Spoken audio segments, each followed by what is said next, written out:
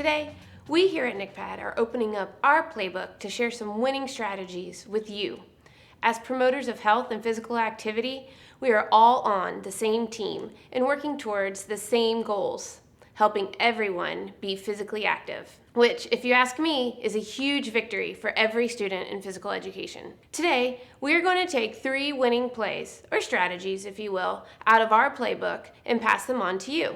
Our hope is that these 3 will be 3 inclusive class designs that you can implement into your classes. The first class design that we are going to talk about is zone games. Zone games can be used with any game that uses a court or field to play on. Games like basketball, soccer, hockey are all great examples. Today we're going to use the example of basketball. There are a number of ways you can use zone games to benefit your class and make it more inclusive. First, when playing zone basketball, the goal is to divide your playing area up into as many zones as necessary. For example, if you have a couple of wheelchair users in your class, you want to divide your court up into at least 2 zones. 1 zone for ambulators and 1 zone for chair users. But if you only have 1 chair user in your class, you might want to think about other ways you can add more people into that zone equally. For example, maybe you want to put a group on scooter boards. Or maybe you have some extra rolling office chairs lying around that a couple of students could play on. Zone games can also be used for different speeds of ambulation. You can cut the court in half so that you have zone 1 and zone 2 so they don't have to move around as much. Or you can make a center lane so that the students still don't have as far to travel. You can have the outside zone and the inside zone. You could also use zones to help teach a certain skill and be inclusive at the same time. For example, say you have a student that can only use 1 hand. You can make that zone be the left-handed zone, and every student in that zone has to shoot or dribble with their left hand.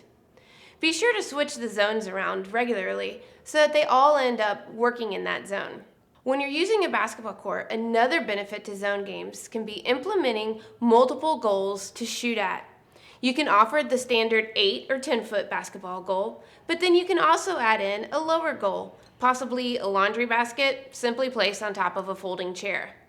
Be sure to allow all students to choose which goal they want to shoot at, and not just the student with the disability. You will probably find that lots of students will benefit from this multi-goal design. There are lots of ways you can make zone games work for you. Maybe you need to implement a rule that the ball has to pass through every zone before you shoot. Maybe you need to limit the time spent in each zone. Whatever it is, be creative on how you can make your class design the most successful for all of your students. Whenever you can get all kids with a range of abilities playing successfully on 1 court, then that's a winning play, if you ask me. The second winning class design in our playbook is stations. Stations provide a great opportunity to make your class as inclusive as possible and can prevent that unfortunate scenario where the student with the disability is off to the side, playing by himself or with his paraeducator. Here are some of the benefits of using stations. Number 1, stations help to break down a skill so that every student has a chance to learn it. We all know that not all students are created equal when it comes to athleticism and coordination, so this doesn't just help the student with the disability in your class, it can help every student. Number 2, stations help keep the class aerobic. When students are learning a new skill, it's hard to find ways to keep their heart rates up. Breaking the stations up into skill development and physical fitness can help you do both.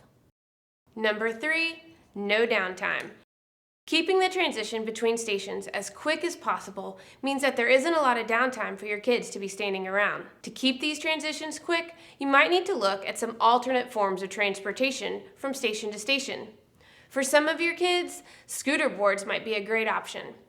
You also want to be sure to pair certain stations together. For instance, if one station requires a student get out of their wheelchair and onto the floor, it might be a great idea to have them take a scooter board to the next station that also has them out of their chair and on the floor.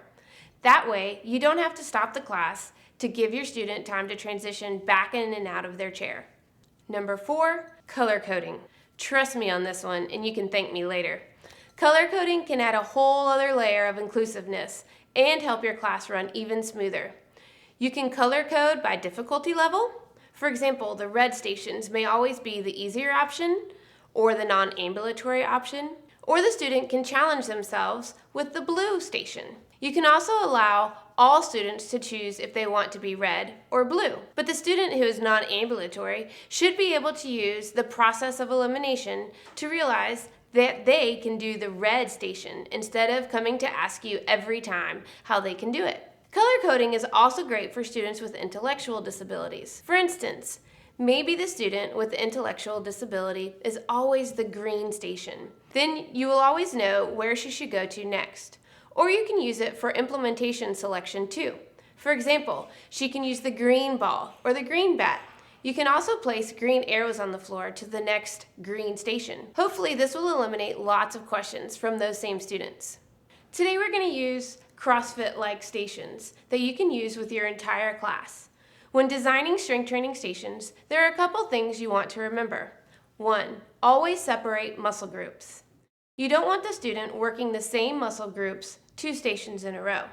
For example, you could split the exercise up with upper body and lower body, but this gets a little more challenging when you're working with students who can't use the lower half of their body, like a student with spina bifida. To get around working the same muscle groups in a row, try dividing the exercises up between pushes and pulls. You can also make CrossFit-style stations really fun. There's no need to use the same old boring numbers like 3 sets of 10. Try to make the stations work for the class period. Maybe you use the date or the score from the last week's football game, or maybe you like to do Friday's Filthy 50. Have fun with it. You can also have fun with the moves. Again, no need to stick to the standard moves like bicep curls. Try to think of some fun moves for your kids. Maybe you can make a move named after your team's mascot. The third winning class design in our playbook is relays. Now you may be implementing relays all the time, but did you know that they are a great way to implement disability sports? They can be used as an inclusion activity or just educational as students learn the different ways people can be active. The benefits of relays are numerous. It can help students stay on task by creating small teams. It can be designed to be as active or inactive as you need it to be. And relays can also allow students to choose a task that's a strength for them, when otherwise that area of expertise may never be highlighted. Today we are going to go over my favorite relay, called the 4 Ps. The 4 Ps relay stands for people, which is students on the team, place, what area of the gym or field you're at, prop, what item they have to use, and position, which stands for what mode of locomotion they're going to use to get there. Here's how it works. Divide your class up into teams. Tell your students that they must work together as a team to complete the relay. Each team member must use a different P from each of the 4 categories. Give the students time to strategize who would be the best person for each P. It will probably be helpful to hand each team their list of Ps so that they can check them off. Give them a countdown to start and then time them to see which teams can finish first. Here's my list of Ps to give you some examples. P, people. All the students on their team. We have Katie, John, Susie, and Jake. You can either allow them repeats or no repeats. Place, area of the gym or field that you're using. Basket 1, corner 3, or the storage closet. Props are any item that you want them to use. Basketball, soccer ball, exercise band, and finally, position, any way that you want them to get there. Scooter board, dribbling, chest pass, whatever you feel fits best for your class. Your student who uses a wheelchair and one of their ambulatory friends may choose to use the basketball with a chest pass at the first basket. That marks off 2 of the students. 2 of your soccer players may choose to dribble the ball all the way down to corner 3. Then you may have a student that has a hard time ambulating. They may choose to use the scooter board. And then when they get to the storage closet, they're going to use the exercise band. And that's just one example of how you could use the 4 Ps. Thanks for watching. If you have any questions, you can comment below or contact us at NCHPAD.org.